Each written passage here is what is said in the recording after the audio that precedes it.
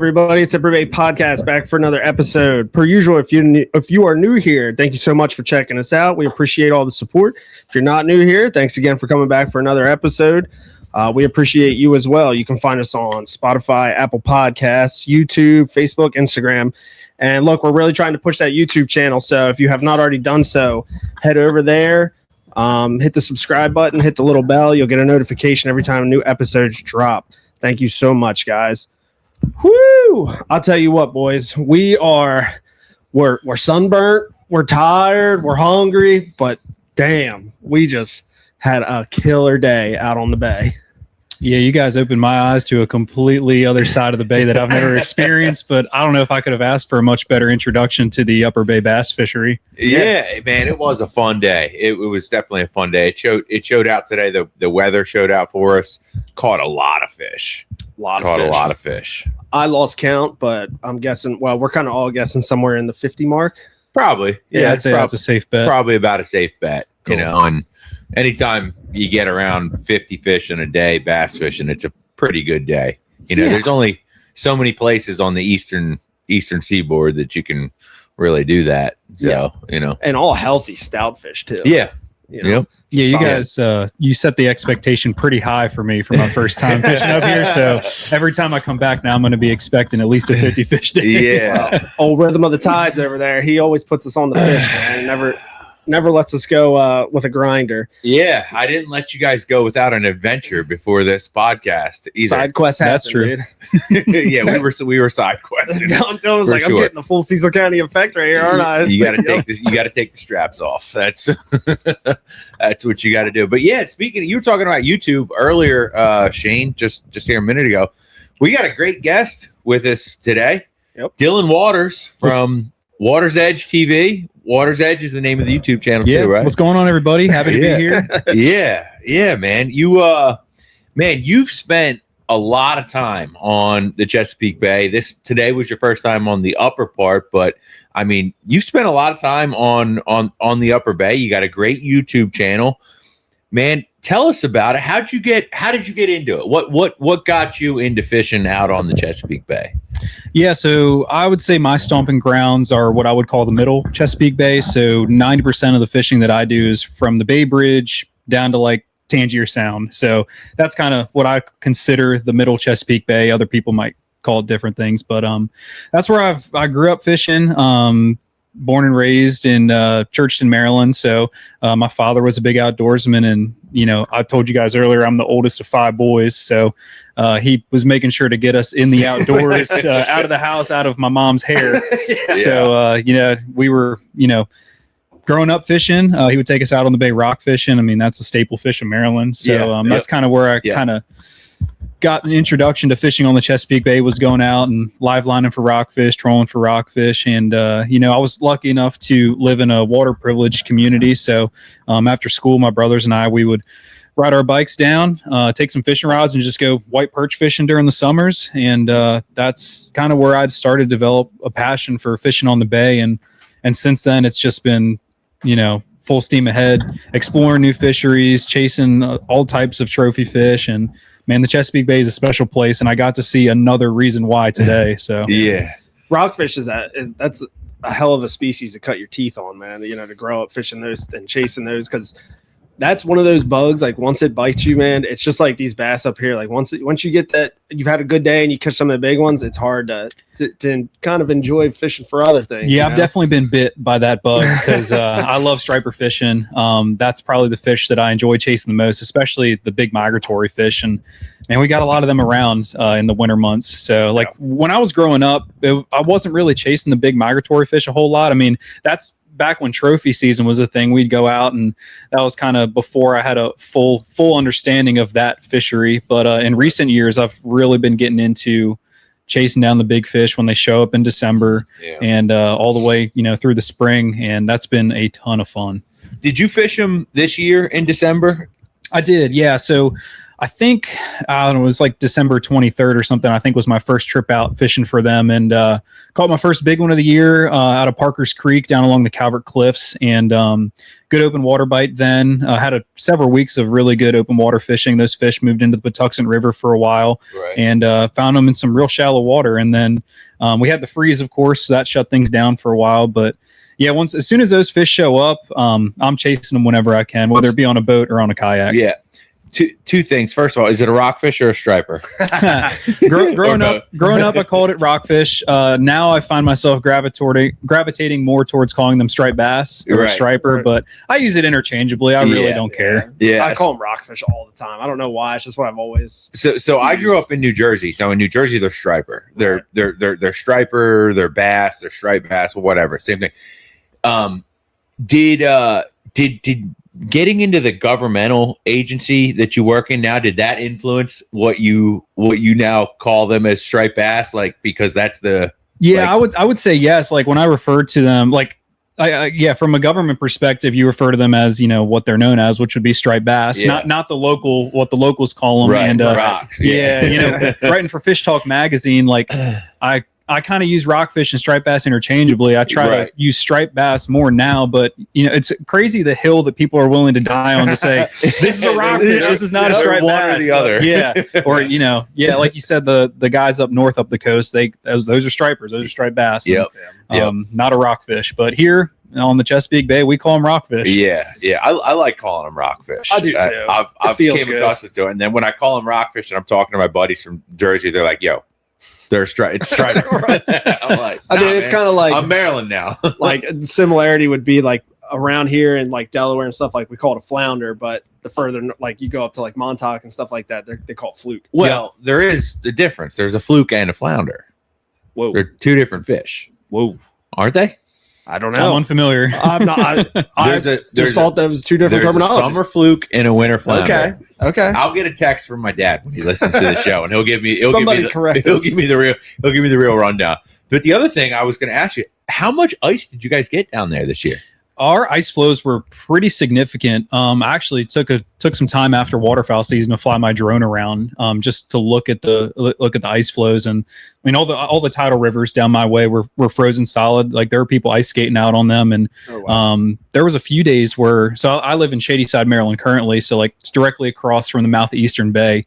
And I threw the drone up a couple times and it was ice as far as you could see all the way across the other side. I mean, a few pockets of open water and there were ducks sitting in it, but I mean, we had really expansive ice all the way south of the bridge. It was a sight to see for sure. Cause I'm turning 28 this year and I can only think of like 3 or 4 winters where I've seen ice that bad, which would be like 2014, 2018. And then the past 2 years, we've had some pretty big freezes. Yeah. Right. Up here, it's always been like the Northeast is notorious. Like it always locks up at some point, but like the flats itself, you get some ice around the edges, you get some floaters out in the middle, stuff like that. But like this year, she was locked. Yeah, she was locked. Locked up good. And I mean, it doesn't appear like it changed much as far as the fishery goes. So. I think we had, when we were talking to Connor, like that was one of the things we talked about. It's like when the ice melted off, like what did we think it was going to do to the fish, if anything? We were kind of just speculating on that, but it obviously does not seem to. Yeah, no, I mean, look, you get all the lakes up north, Champlain, Cayuga, St. Lawrence River, Oneida.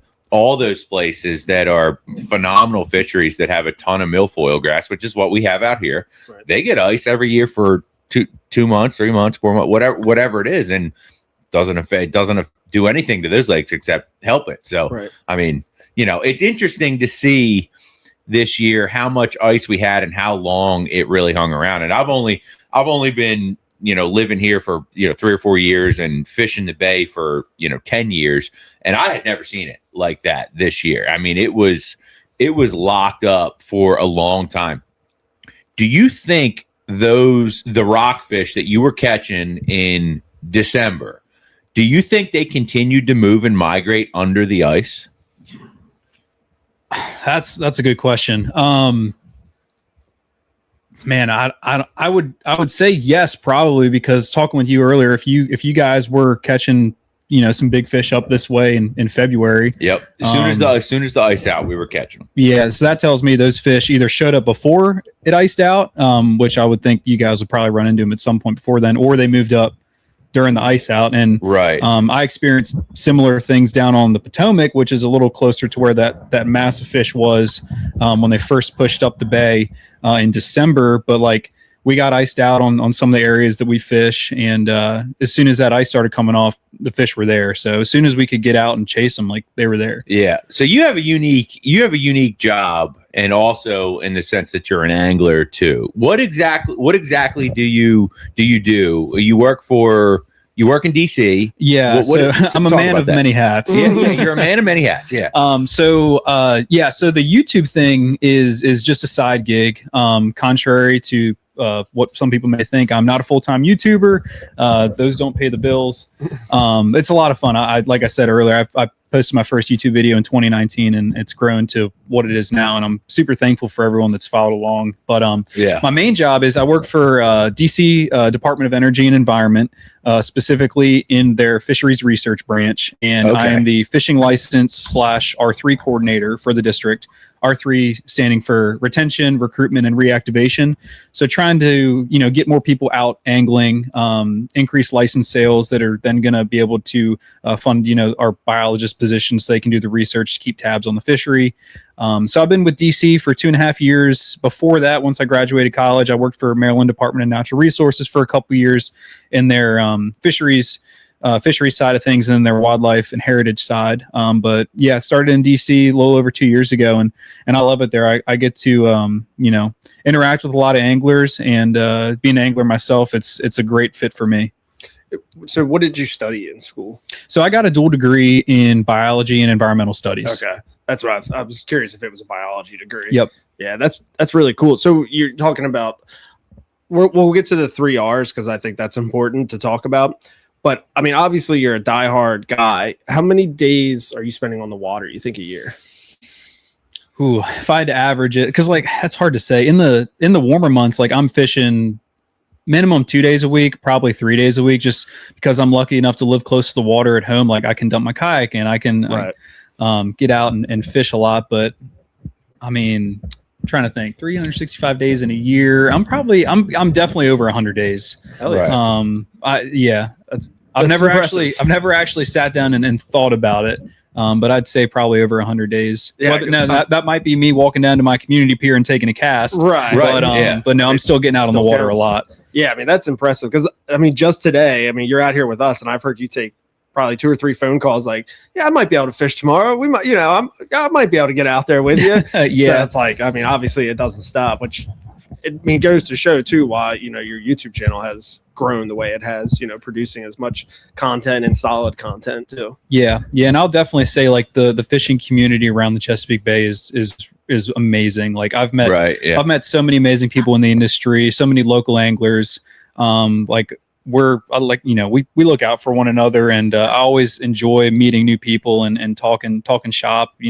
Everyone's got great fishing stories when it comes to the Chesapeake Bay. So we definitely fish a special place here. So before you took the job working in DC, you mentioned that you were doing something with the Maryland DNR. What exactly was that? So my first real job out of college was working for Maryland Department of Natural Resources, their fishing and boating service. And I was specifically doing an APIS survey. I was an APIS surveyor, which stands for the Access Point Angler Intercept Survey.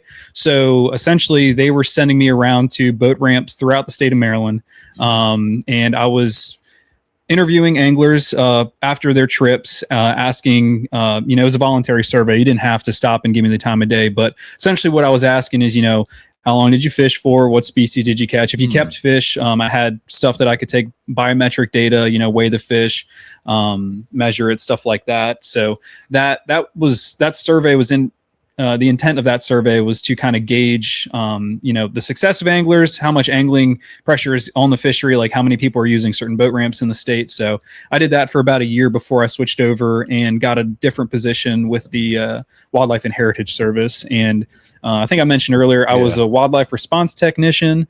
And essentially what that is if there is any nuisance, sick, injured, problematic wildlife, you would call us. We'd be able to respond. And I worked the southern region of the state, so that was Anne Arundel County, Charles County, Calvert County, St. Mary's County, and Prince George's County. So again, I was driving all over the place and responding to wildlife stuff. So when you were doing the surveys with the DNR at the boat ramps and talking to people that were coming in with their fish, was there like a specific zone of the bay that you were working in then? Yeah, so I was out of the TAWS, the main office in Annapolis at the TAWS building. So but I was driving. I would drive. I could drive anywhere from Hooper's Island on the eastern shore all the way down to Point Lookout in St. Mary's County. So they were sending me all over the place to several different boat ramps. Sandy Point, Chesapeake Beach, some of the more popular ones. What was the most common fish that you interacted with that they were targeting and catching at that time? Striped bass, for sure, rockfish, white perch. And in the summer months, I was actually in some of the eastern shore boat ramps and some of the lower southern Maryland boat ramps, speckled trout. A lot of guys catching speckled trout. What's impressed me like immensely is how well like every tributary that comes off of the bay. It's insane. Right, I mean, you were just like naming all these different tributaries that come off, and I'm like, oh yeah, I know that one, man. Yeah. But it's just like, I mean, have you learned that through your work, or is it just something you've always been good at? So I've always tried to explore my local waters. I do a lot of Google Earth scouting and just looking into stuff, but I'd say I really started learning all the different tributaries and what they offer when I started working for Fish Talk magazine, writing the fishing reports for them. So and again, that's just another side gig that I do. But I told you guys earlier, so for Fish Talk, I put out a weekly fishing report. It gets put out on the website every Friday by noon, and it's essentially 8 different fishing reports in one. So we cover up here the way north region, the upper bay, the middle bay, lower bay, Tangier area, then way south Virginia Beach, and we also do coastal reports and freshwater reports. So I had to do a lot of research into the different fisheries. I had to network with a lot of local guides, local anglers, tackle shops. So that's really where I started to learn about all the different tribs on the bay and what they offer. And man, there's a lot of special places out there. Yeah, no doubt. There's a lot of special places, and you've done a lot of fishing from a kayak. Yes, right? Yeah. I'd say the past 4 years, really past 3 years is where I got really big into the kayak game. 2 years ago, I bought a Hobie compass, and that was like the big upgrade for me, where like I said, I'll go out and put 10 miles in a day, up to 15 miles in a day chasing fish. And yeah, the kayak is great because, I don't have to put it in a boat ramp. There's a lot of times where I'll pull off and put it in on the side of a ditch, and it just puts me into an easier access point. And, a lot of the trophy fish that we have on the bay, you can access in shallow water, which is perfect for a kayak. Right.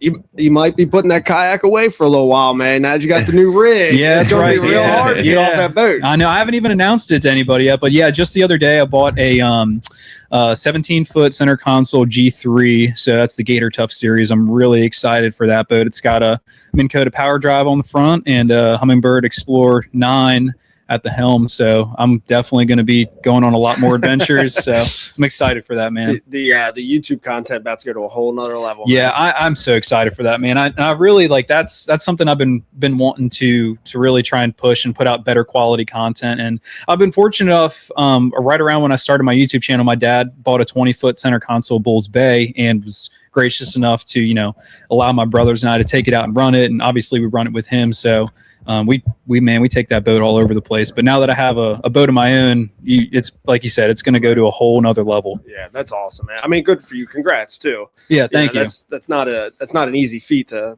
buy a boat, but I mean the amount of connections you've made, doing the natural resource work and the YouTube and the Fish Talk. Like, I mean, I imagine you've been on some pretty awesome fishing trips throughout your time. Yeah. There's a lot that stand out for sure. And a lot of connections, a lot of people to stay in touch with. Like you said today, I was just getting several phone calls from different people, which I don't mind, man. I love the way that my life is structured, and I love the connections that I've made. But yeah, there's a lot of special trips out there. I mean, obviously, besides our trip today being number one,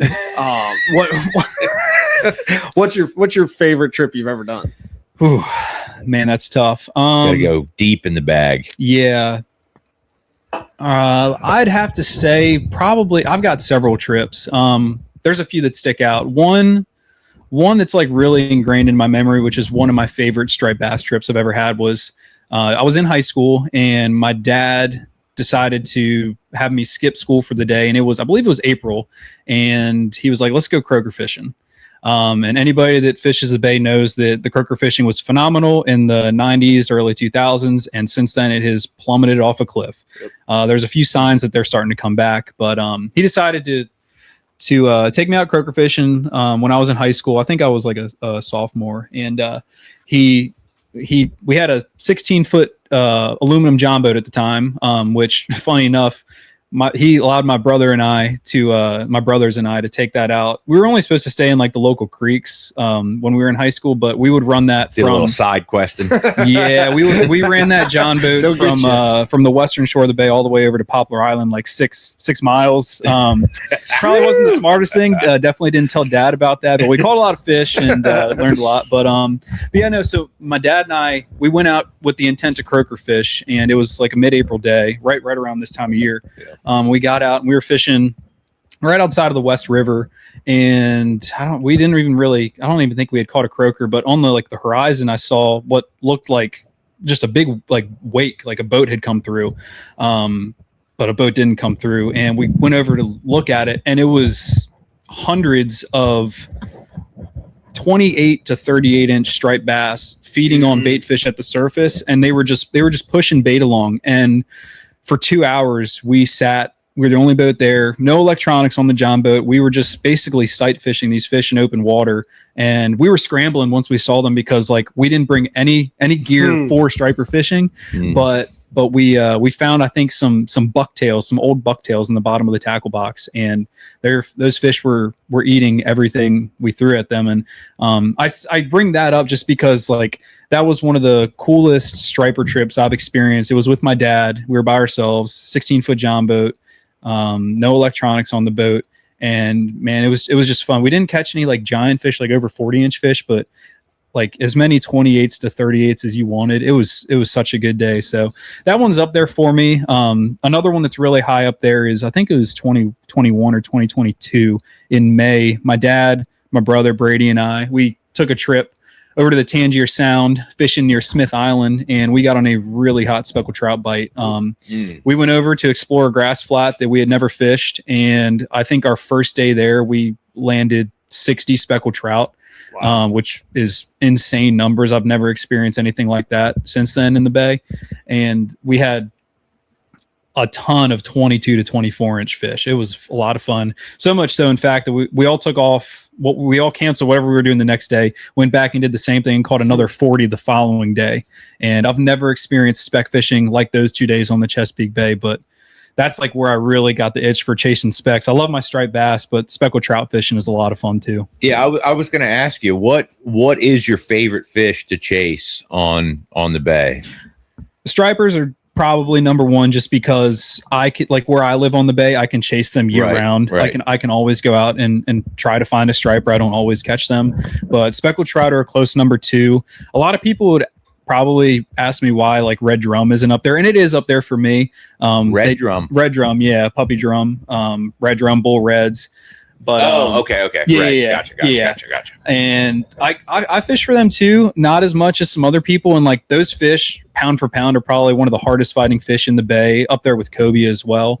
But if I have the chance to go into the shallows and catch puppy drum or speckled trout, I might be crazy, but I'm probably going to go chase specks. I just love the specks is kind of a chess game, trying to figure out where they're at, what they're eating. But talk a little bit about that. How do you target them? What do you grass flats? Very similar to what we were fishing today. And how do you go at those fish? Yeah, I mean, you can throw a lot of different things their way. The big ones that we have in the bay, if you get over a grass flat with clean water, top water is really effective for the big fish. You might not get a ton of bites, but if you want a mid-20s speckled trout, throw a top water, stick to the top water.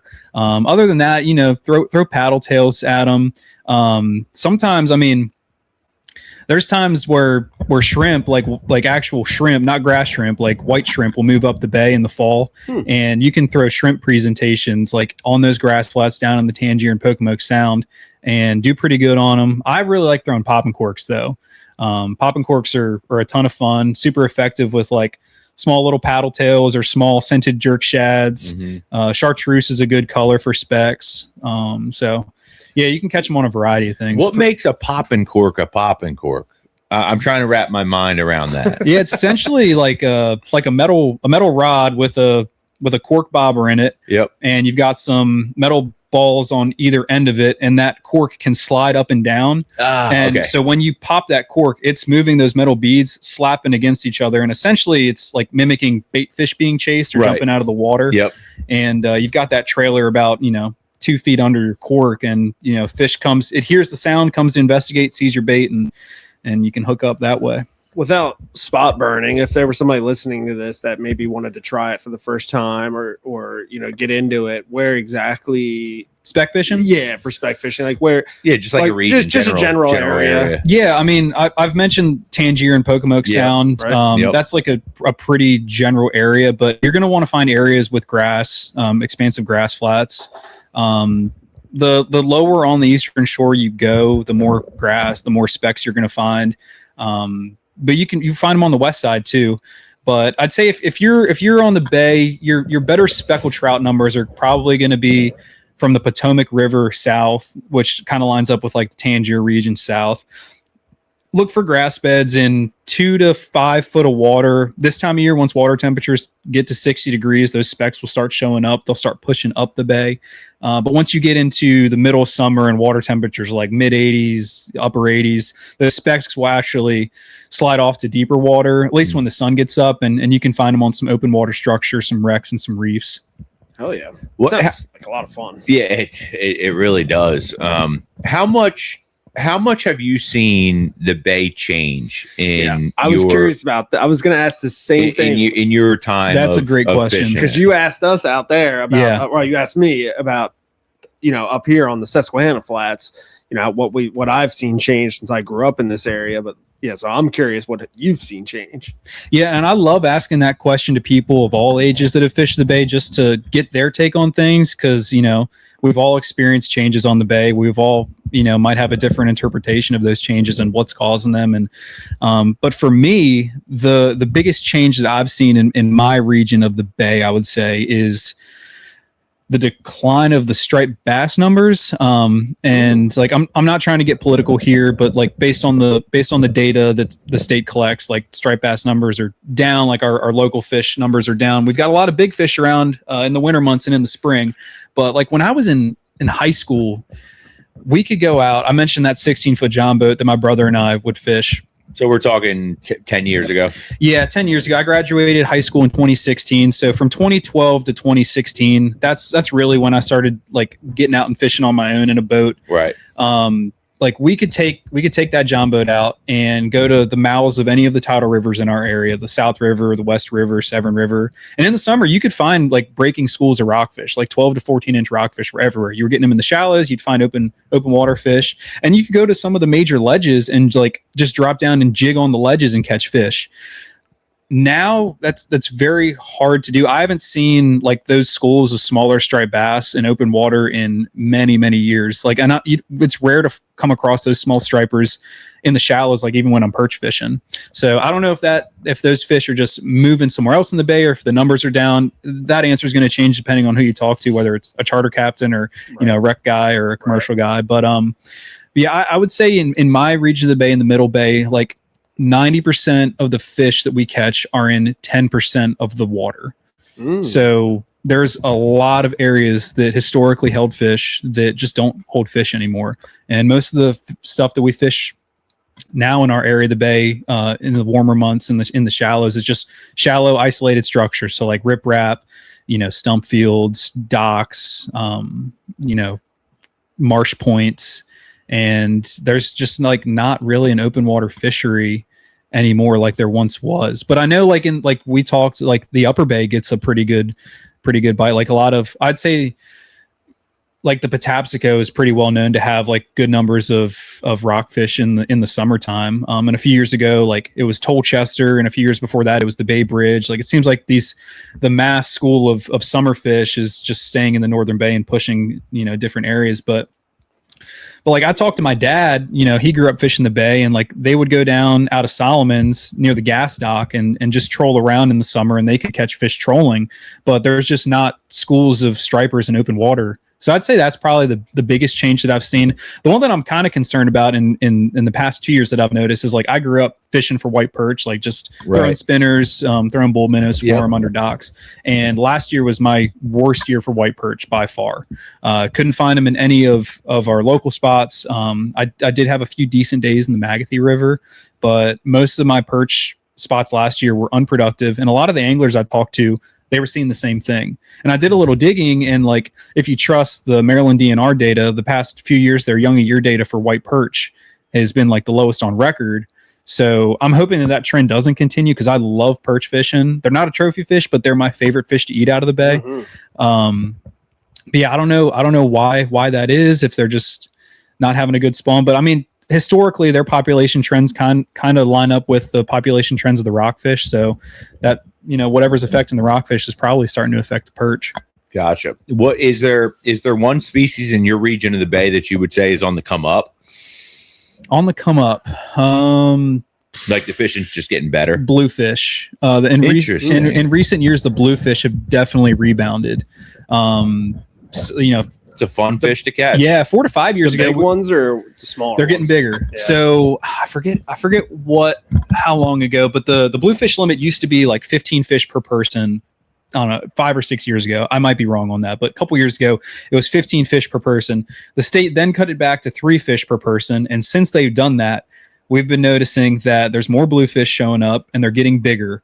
And we're running into like, we can find 20-inch bluefish in the middle bay now in the summertime, and some guys are catching like the occasional 30-inch bluefish. Right. So like God, they fight. Yeah, they're coming back. Dude, so those gator blues are, and they're a lot of fun. Yeah. They fight hard. They scream and drag. And I'd say that's definitely something that I've noticed in recent years. And I mentioned croaker earlier. We're starting to see more numbers of croaker getting slightly bigger. Like last year when we would go out like spot fishing, trying to get spot for live line and for rockfish, we were running into a lot of 5 to 7 inch croaker. And a couple years before that, it was a lot of like 3 to 5 inch croaker. So maybe there's a couple year classes that are getting bigger. I know that there were fair number of keeper croaker caught like around Solomon's and south. So I'm interested to see this year if those croaker continue to get a little bit bigger and we start to see a comeback of keeper croaker in the bay. So it's funny you talk about the croaker, and I don't know if these two have any kind of correlation, but we go to Cape Charles a lot, Charles, Virginia, and over the last several years there's been a what do we got in here, dude? Yeah, what's about to get looks me? like a hornet. So it looks like a murder hornet. Don't let it get me. Yeah, keep going. But anyways, I mean, over the last couple summers, like we've noticed it's getting harder and harder and harder to catch croaker, like off of the shipwrecks and stuff like that. And not I'm assuming it's just a population issue, or more than a pressure issue.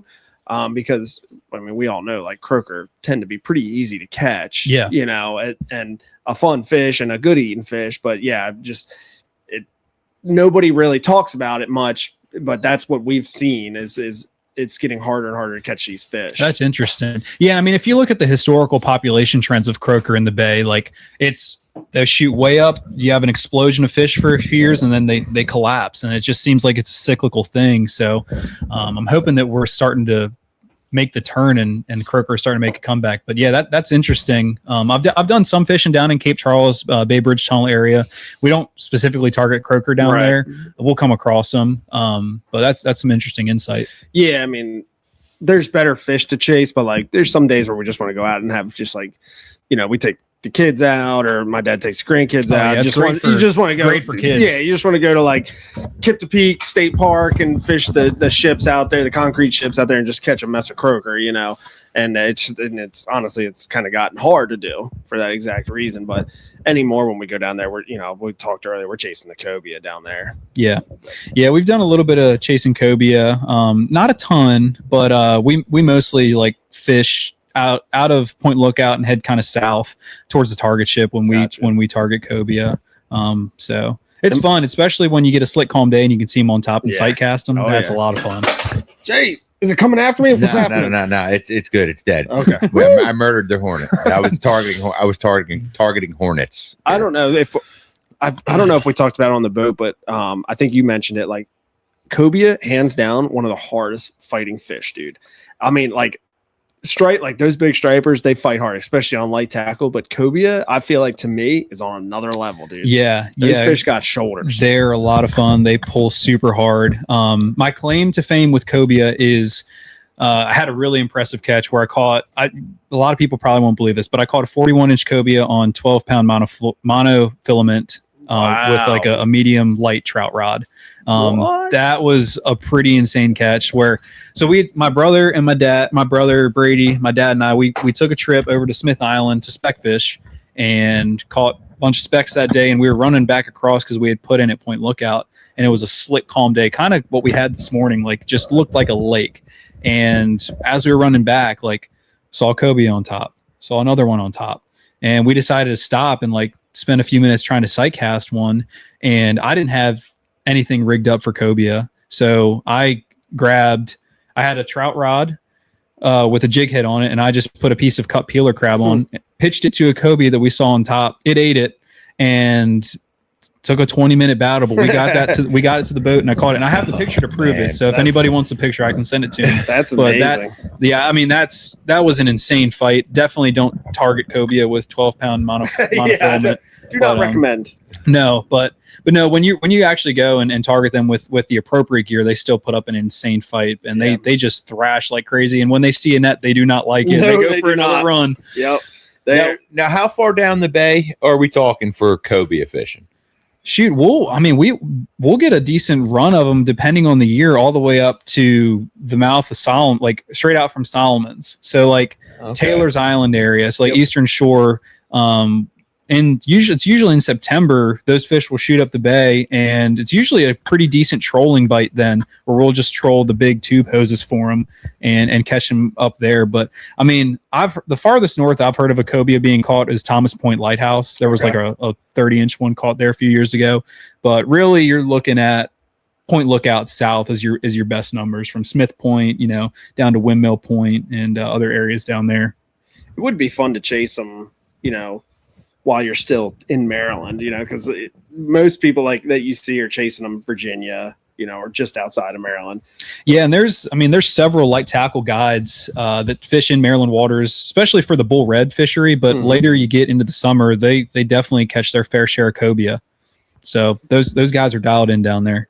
Yeah, that'd be a fun trip to do. Yeah. So going back to the bluefish, you mentioned that you've seen, an incline in the numbers there.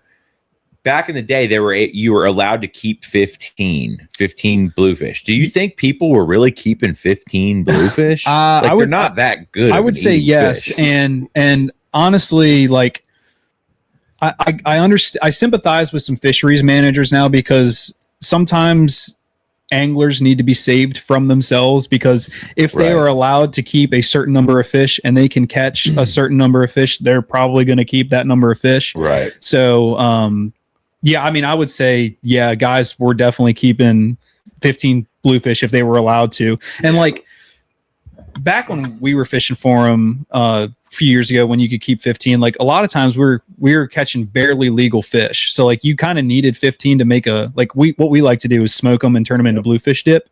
So when we were seeing those smaller, barely legal size bluefish, you needed a lot of them to make it worth it. Right. So is there a minimum size? Yes. I'm not sure what that is. I can look that 9 inches. Oh, so maybe it's pretty small. I don't quote me on that. I mean, that's like a perch. It's the same size. But the smaller ones are the ones you want to eat. Anyways. Yeah, they eat better. Yeah. They eat better than. It's funny you talk about gators. smoking them though, because like my answer to that question would have been like I've seen pictures from like my dad when he was growing up and like in his early 20s and stuff with my grandfather, and just a whole stringer of blues because they would smoke them. That was like their way of eating them. So it's interesting you say that, because a lot of people you talk to will say all bluefish are trash fish, like they don't taste good, and that's true to an extent. Smoked bluefish by itself is one of my favorite fish to eat. I think they're delicious, but I think that cutting them and bleeding them makes a huge difference. Yep. If you want to get into like the weeds of it, if you do like the full ikejime process where you brain spike them, bleed them, put the spinal cord down, that there's like a metal wire you can run down the spinal cord to delay rigor mortis from setting in. Like this is getting into like the weeds of it, but I personally think the reason bluefish have such a bad rap is because you see the pictures of back in the 80s when there was a ton of bluefish around and big ones. These charter boats would fill up trash cans full of them. And in all those pictures, I don't see any ice on those fish. So I think those fish are just being caught, thrown into a trash can, and then, you know, they're not being iced down properly. They're not, you know, being bled. And obviously they're going to be a little more fishy. But if you actually take care of your fillets, like bleed the fish, get it on ice, do the right steps, it's actually a really delicious fish. Yeah. I used to 8 inches, by the way. 8 inches. Wow. Okay. I used to trade bluefish for gas in my truck when I was in high school. That's crazy. Yeah. No, I swear. Yeah. So That's a crazy statement. I actually, no, yeah. I ended up, it ended up being my first job, but there was a Shell station 1 block from my house where I grew up, and my dad's a saltwater guy in New Jersey, up at Atlantic Highlands, Raritan Bay is where he keeps boats. So we would catch messes of bluefish, dude. And Sing and Q at the gas station, they loved eating bluefish. So we would bring them coolers of bluefish, get a tank of gas in the truck, and that was the trade. And they ended up being my first employer too. I feel like you should head up there and see if you can replicate that. See if you can trade some more bluefish with how gas prices are now. No, Sing and Q ain't around anymore. I don't know where they went to, but the gas station's still there. That's an incredible. I don't know if I could trade bluefish for fuel anymore. It was a different time. Yeah, it's gonna be tough. Not sure we're gonna get $4 per pound. You know what I mean? No. It was a very different time. Speaking of eating fish, I mean, we all like to eat. I love to eat everything I catch, hunt, kill, whatever. What's your favorite fish to eat out of the bay? Was it the perch? White perch is probably my number one. I grew up eating them. They're a delicious, like sweet white meat. Like they're phenomenal. But I mean, like I always say I'm a seafood guy. Like I seafood and I eat it. So, but no, I love a lot of different fish. Like, I mean, gosh, as far as Chesapeake Bay species go, like I'm choosing a white perch over a rockfish.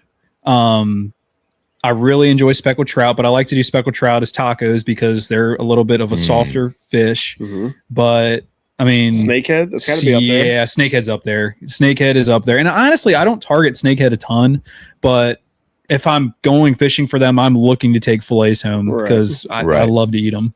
Right. What's yours, Rich? Oh, mine's perch, yellow perch. Yeah. Tacos. Yeah. Perch tacos for sure. Snakehead's very good. I've been told snakehead tastes like cobia.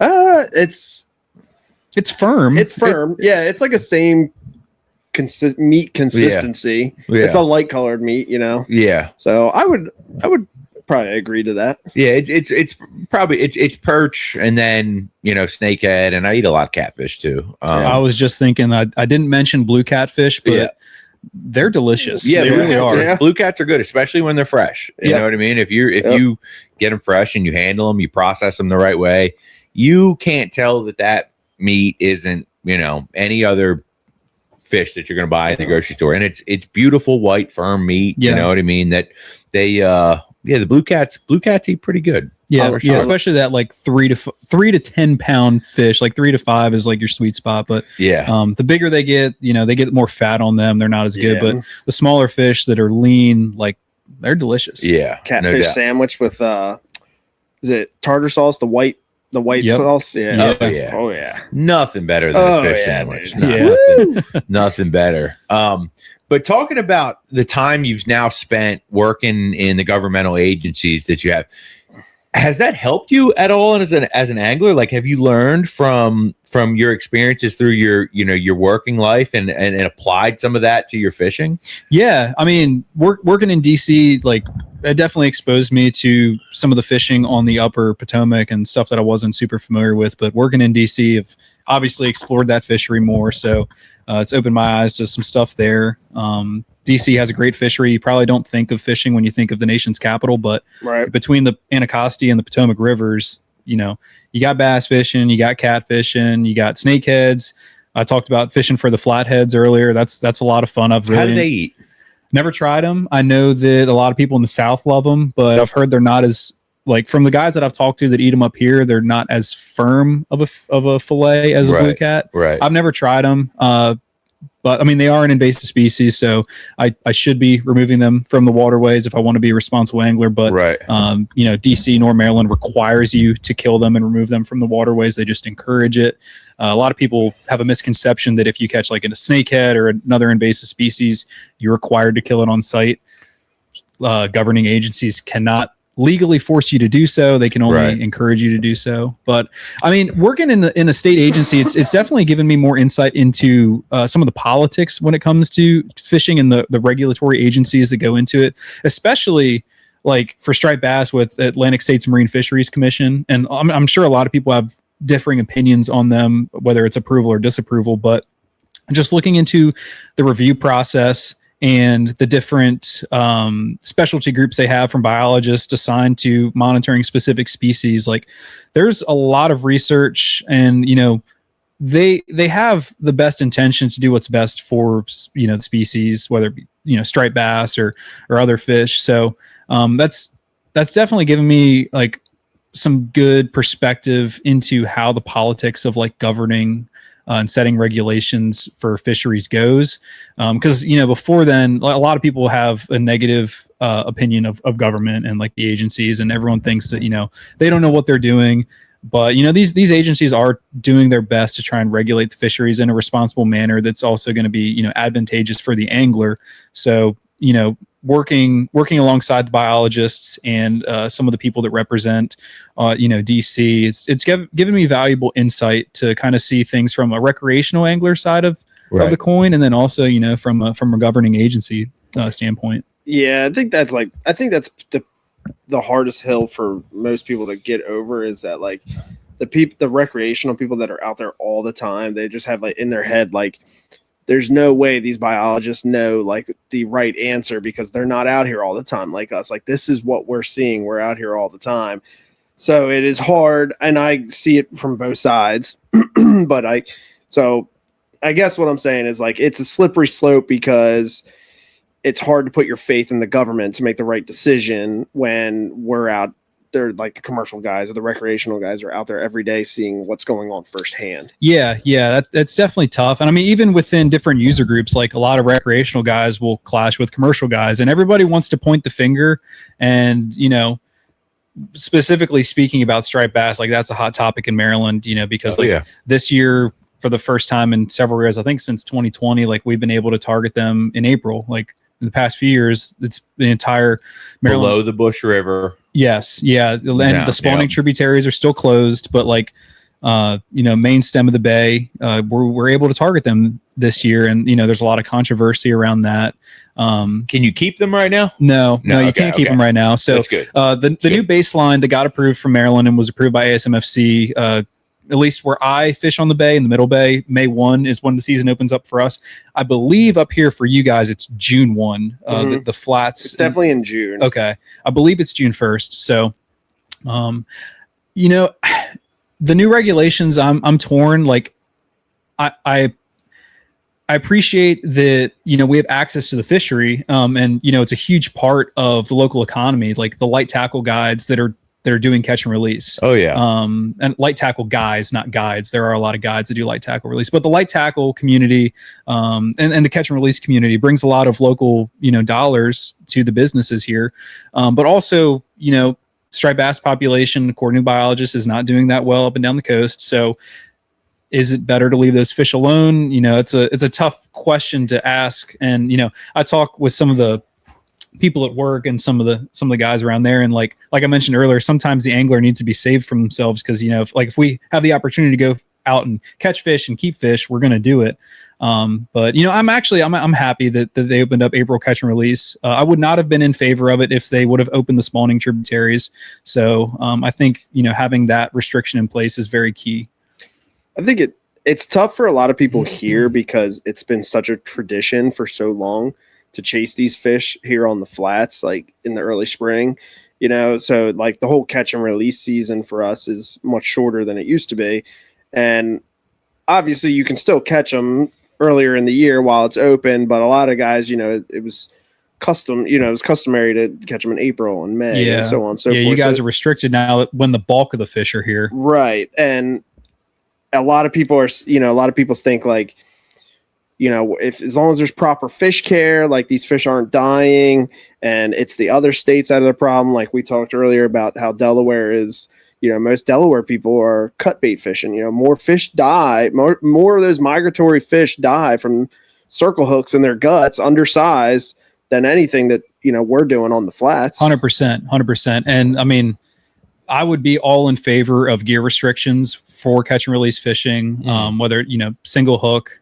I mean, if you look at some of the research that's come out of like Massachusetts and some of the other states that have done research on, gear types for striped bass and the rates of catch and release mortality, shows that like single hook on light tackle has the lowest mortality. When you start on light tackle too, huh? Yeah, that's interesting. Yeah, I mean, when obviously when water temperatures go up, your rate of mortality is going to go up as well, but in cold water catch and release, those fish do really well. And actually there's the striped bass initiative. I don't know if you guys have seen any of their work, but they just came down and linked up with Griffin's Guide Service, and they put tags into, I believe it was 20 trophy fish, so like 40 inches or bigger.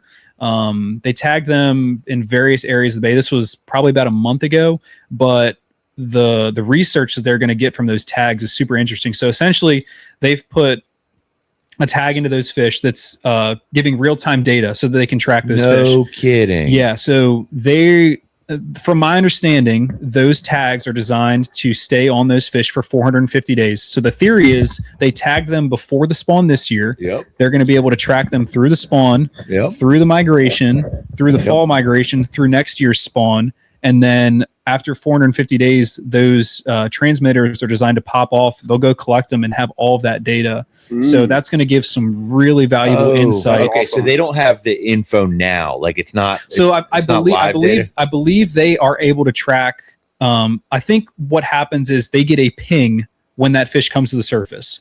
So essentially, they're tagging the fish through the dorsal, I believe. Right. And it's a pretty invasive tagging procedure. Like they're putting like a 1/4-inch metal rod through the fish. And then there's about, I think, 2 feet of metal wire. And then you have the transmitter. So that transmitter is hanging off that fish pretty far. And when that fish comes up close to the surface, that's when it'll ping. Gotcha. And what they did when they went and caught these fish is they did light tackle and they simulated catch and release. So as soon as the fish was caught, they timed it. They timed how long the fish was handled and did all the measurements. So they've got data showing like what kind of hook was the fish caught on, what kind of tackle setup was the fish caught on, how quickly did we catch it and get it back in the water.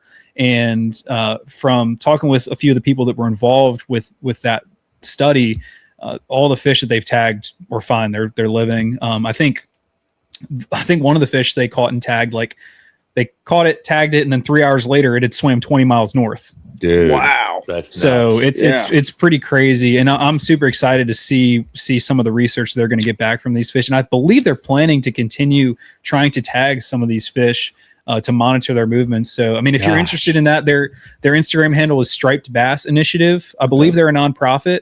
So yeah, they're doing some really awesome work. Man, I wish Maryland would do something like that for our bass here, because like there's a forever ongoing, what do the fish do when we catch them out on the flats and we go and weigh them in Anchor Marina? We're talking about largemouth. Yeah, largemouth. Yeah. There's an ongoing of what do? Do they stay there? Do they go back out to the flats? I'm a firm believer that they go back. I'm a firm believer that they head on back out to the flats, that's their program to be out there. But I don't know. I'm just guessing based on what I see.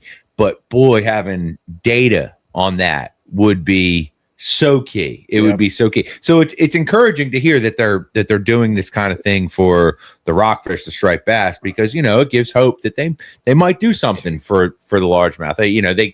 I feel like the largemouth bass on the bay are kind of the redheaded stepchild a little bit when it comes to conservation and all that. So it's encouraging to hear that. Yeah, and it's going to answer a lot of the questions, because I mean there's a lot of people that demonize catch and release fishing for stripers, specifically the big trophy fish, saying like, right, you catch that fish, you hold it out of the water for 30 seconds to get a picture, and you release it. There's a lot of people that believe that fish dies, like that fish is going to die. So where do you stand on that?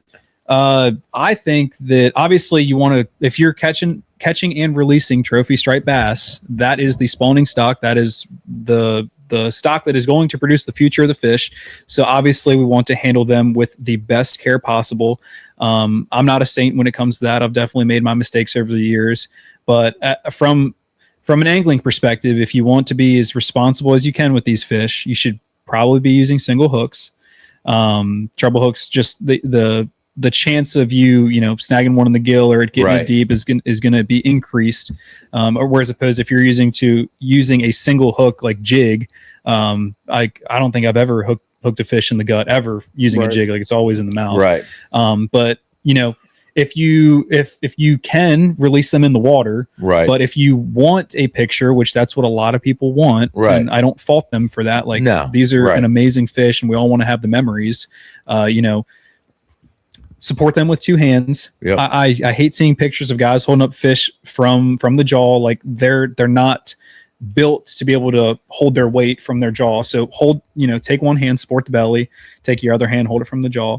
Take it out of the water for 15, 20 seconds, get your picture, get it right back in. Right. And don't just throw the fish back in. Like actually make sure you're putting it in the water, getting water flowing through the gills, and make sure that it kicks off strong. Right. So take the time to revive it is very important. And how important does that become as the water temperature rises? Extremely important. I mean, in the winter, those fish are very green. Like you'll catch them and you'll pull them in for a picture and then let them go, and they swim off like nothing bothered them. As long as you're not dropping them on the deck of the boat or doing anything detrimental to them. But once water temperatures get into the 60s and higher, like that rate is going to start to go up. But really, when we see the highest mortality, which I'm sure you guys see it up here, is in the summertime when water temperatures get into the 80s. Like oxygen levels go down. Oh yeah. Sometimes like you could do everything right and catch a striped bass, and like just the stress from being caught in 85-degree water is going to kill it. I mean, because they don't quit, dude. Like they fight and fight and fight and fight until they have just about nothing left. Yep. Yeah. And it's interesting to think about it that way from the water temperature perspective, because we were catching giant rockfish in February and in early March up here, and I mean we're catching them on bass tackle. Mm-hmm. And luckily, because of the way we're fishing them, we're utilizing forward facing sonar, so every fish we're catching, we're hooking in the mouth, because we're essentially seeing them bite it. But I mean, we would have to fight these fish for 5-10 minutes at a time because we're using light gear. But even so, once we got them unhooked, quick picture back in the water, they go off strong in that cold water. But we're talking water temps 37, 38, 39 degrees. And I never really thought about it of like, how much does that change? Like when they exert themselves for that long, and you're now talking water in the 60s, 70s, and even above, how much more it puts a hurting on those fish to be able to swim off strong. Yeah. I mean, water temps today were 68, and imagine what it would have went through if we had hooked one today by accident, or even when the catch and release was open this late into the year. Yep. So it's just another thing to consider with those fish. And like, from the data that we've seen, like when those water temperatures shoot up, your catch and release, your rate of mortality is going to go up as well. So, I mean, we're lucky that we get these fish in the wintertime and in the spring when water temperatures are colder. So you can make the argument for, ethical catch and release fishing of these trophy fish, because like they do swim off very strong when you catch them in 37-degree water. Yep. And I think that's a good point to make, is like when the catch and release season went when they took it away, essentially here, like everybody was so angry. But now I think it's at the point where like everybody wants it back so badly that they'd probably be willing to do like whatever is necessary to get it back. So like from the fish care perspective, like I don't know, like Maryland DNR, like make you before you can buy like a striper specific license for the catch and release, like make them take like a 1 hour online course or video or something that just teaches you proper fish care of what to do with these fish in a catch and release situation. And then people are educated, and whether they make the right decision or not of what to do with the fish once they have it, I mean, essentially that's on them, but hopefully that pushes people like to do the right thing when they've got the fish in their hands. Yeah. And I mean, that's one way you could go for sure. I do think it's super important as, you know, local anglers, like, you know, I've got a little bit of a platform. You guys have a platform. Like if we can be advocates for the fish and like, you know, ourselves, like explain to people, like, if you're going to be targeting these fish, this is how you need to handle them. Kind of change the mentality and the culture locally through like, you know, local advocacy. That's going to go a long way. And you already see the Chesapeake Bay fishing community kind of shifting. Like we've seen a huge increase in light tackle fishing. You know, I talked to my dad back when he was growing up fishing the bay. It was, you know, we're going trolling today. Right. That's how people fish for rockfish. And now this light tackle game has absolutely exploded. And I would say a lot of younger anglers are gravitating towards that fisher style of fishing. It's more interactive. In my opinion, it's more rewarding than, you know, trolling around planer boards with umbrella rigs and, you know, dragging dead weight through the water. And nothing against that. Honestly, like my opinion is if it's a legal way to catch a fish and people are doing it in a legal way, like by all means go do that. I'm sure there's guys out there that absolutely love trolling for stripers, and props to them. Like if you're getting out and, you know, interacting with the resource, that's awesome. But, you know, at the end of the day, we're all pursuing, you know, the same fish, you know, wanting to, you know, experience the same fishery. No matter what species it is, like we're all kind of chasing the same thing. So, you know, we have a common goal at the end of the day. So, you know, just, you know, we're not each other's enemies. Right. So no, not even in the least. So let's transition a little bit, because I think we've, you know, closed out the rockfish thing pretty good there. What did you think about today, dude? Because you're not a bass guy. What was today like for you? No, I've had very limited tidal bass fishing experience. Obviously, growing up, like I'll hit farm ponds, I'll do some local lake stuff. But today was phenomenal. Like seriously, I didn't know what to expect going into it. I'm loosely familiar with the Upper Bay bass fishery. You know, the other big bass fishery that you hear about locally is the Potomac River. Right. So, you know, kind of familiar with that, working in DC. And yeah, you guys opened my eyes to a whole nother world. Like I get it now. I get why guys are addicted. I understand why we saw 50 other bass boats out there on a Thursday. Yeah. So it was so much fun, man. Seriously, like it is a special place up here. And like I mentioned earlier, like I grew up an hour and a half south of here, and rarely, like I don't think I ever heard about this fishery growing up. Like I don't know if it's just a regional thing up here and it's well kept secret or what, but man, it's special. Got anything? Yeah, I mean, no, that's awesome. I'm glad you enjoyed it. I'm glad you were able to get out here with us, and shout out to Mother Nature. Yeah, she kept it right. Yeah, for us. 80 degree day in April. That was awesome. 80-degree day in April that we saw it. We picked this day in like January when the whole world was still frozen. We're like, yeah, this will work. We just threw a dart at the calendar, like this day should be good, and now it showed out, man. It was a numbers day for sure, but I mean, heck, you only get so many of those days a year where you get to go out and just reel them in and just you know, get around them and keep catching them. And so it was a fun day. Yeah, what surprised me was how expansive the grass flats are up here. From talking with you guys, you said that's kind of like a newer phenomenon with like the grass kind of coming back. Yeah, this early. Yeah. So that was definitely some interesting insight. I mean, we fished beautiful grass today. Yeah. Like I understand why there's that many fish up here now. Right. Yeah. It's funny you were saying like you lived an hour and a half away, and like, you know, I'm sure you've heard about it, but like weren't too interested. I think that's pretty common in Maryland because like you guys have more specific species down there to chase. Mm-hmm. Right. So you're not worried about his bass as much. Whereas like up here, we get a lot of like the New Jersey guys, and we get a lot of PA guys that want to Delaware that want to chase the bass. Yeah. And so that's what we're drawing. Yeah. Does that make sense? Yeah. I mean, look, the Upper Bay is like, as far as like being in New Jersey, Maryland, Delaware. I mean, it's really all we got, unless you're going to go 3 hours, 4 hours, 5 hours north of here to get onto like a real good fishery. I mean, other than this, we got Lum's Pond, right? We got Conowingo, which can be very good. And then,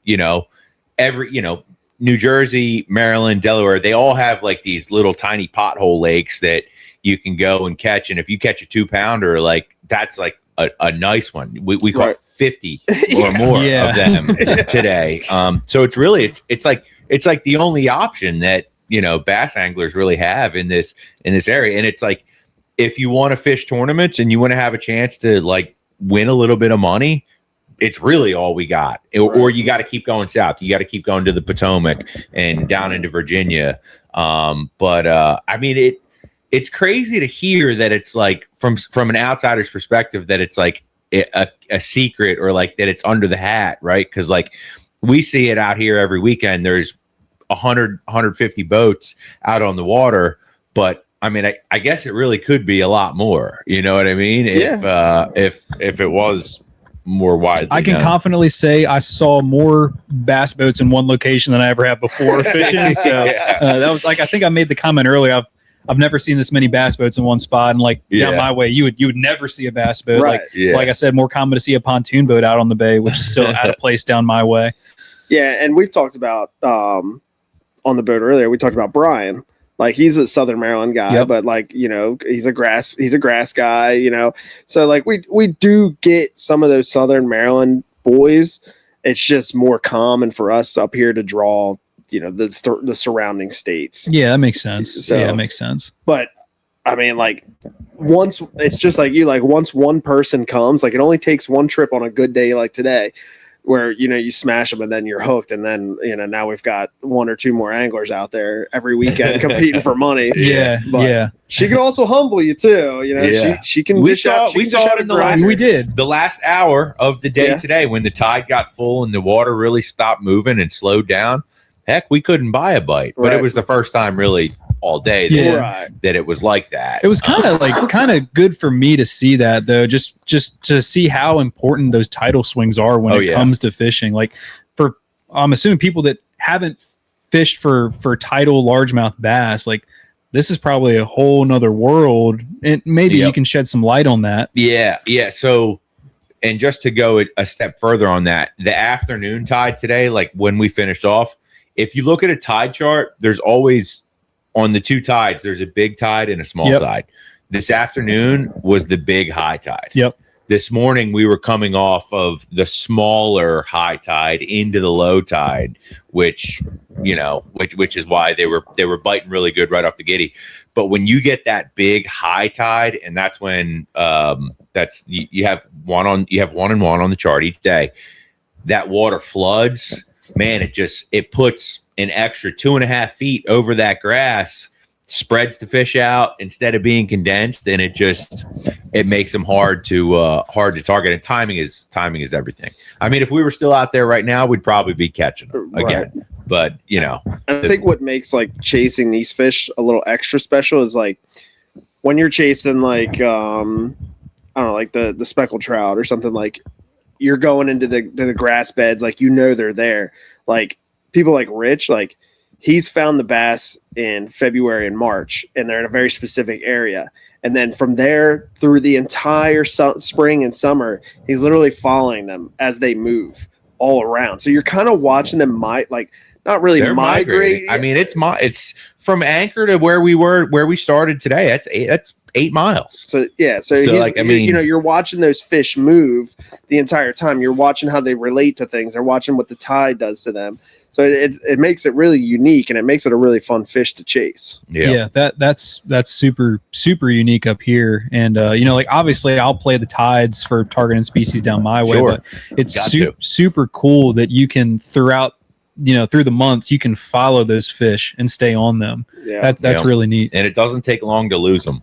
Like I'll go, I'll have to travel for work a few times a year, and I'll be gone for a week, and I'll come back out and I'm like, I'm lost. I don't know where anything is anymore. It looks totally different. Like if you were to come back in 2 weeks from now and fish with us again out there, the flats are going to look totally different. Right. You're going to be like, where did all these like hard lines in the grass come from? Like, why can't I make a cast through here anymore? Yeah. Because the grass has gotten so thick. Like it changes so rapidly. And that's what's cool about a bass fishing scenario where you're fishing a place that's connected to the ocean and it has tides that come in and go out every single day. The change is constant. It's always going to be changing, I think that kind of reflects, from the little bit of watching professional bass fishing that I've done, it seems like, guys that don't fish tidal waters a lot tend to struggle when they have to come fish tidal water. Yeah. Like you see a lot of the guys that cut their teeth on the local,